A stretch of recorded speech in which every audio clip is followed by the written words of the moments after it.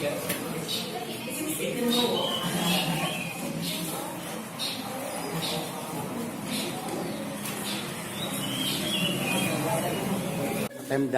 Bandar Lampung gimana?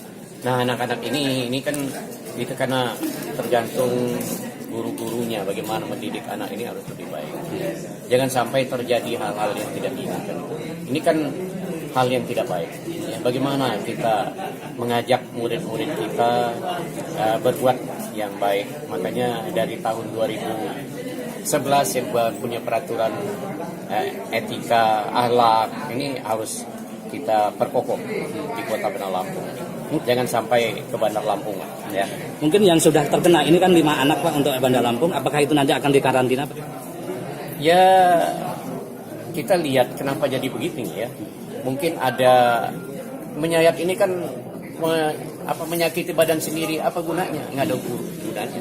Berarti mungkin anak itu kena narkoba, kena apa? Segera kita rehabilitasi orang-orang yang begini, ya. Saya minta guru-gurunya harus lebih lebih ekstra lagi, anak-anaknya beritahu bahwa ini menyiksa diri sendiri ngapain, apa urusannya, ya. Dunia ini kita harus baik semua, ya.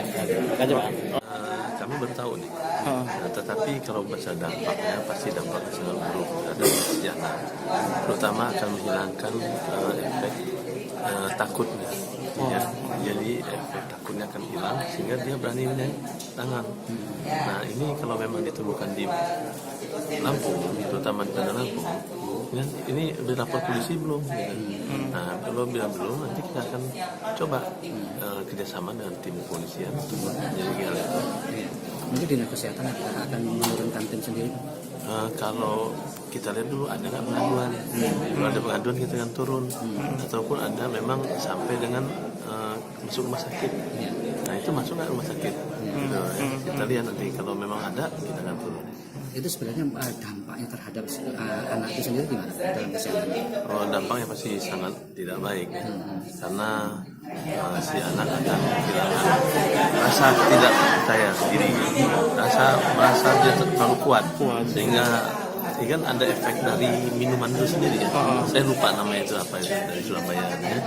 Nah, itu akan menghilangkan, dia akan merasa kuat gitu, berbahaya itu. Ya. Mungkin dinas kesehatan apakah juga akan bekerjasama dengan Balai POM untuk melakukan penelitian energinya?